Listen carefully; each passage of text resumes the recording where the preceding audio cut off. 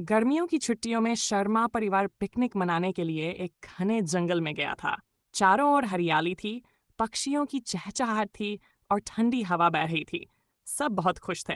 अयान को जंगल की खोजबीन करना बहुत पसंद था।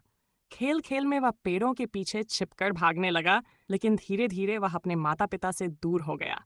जब उसे एहसास हुआ कि वह अकेला रह गया है, तो उसके चेहरे पर डर की लकीरें उभर आईं। पिकनिक में आए बाकी लोग भी उनकी मदद के लिए तैयार हो गए।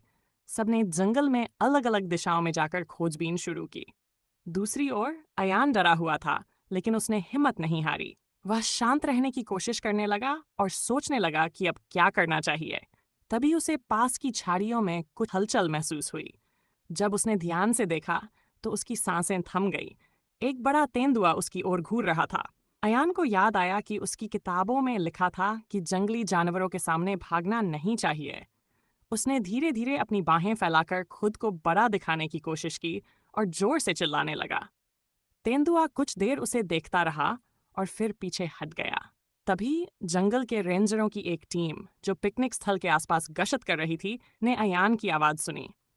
वे तुरंत उस दिशा में दौड़े और मशाल जलाकर शोर मचाने लगे।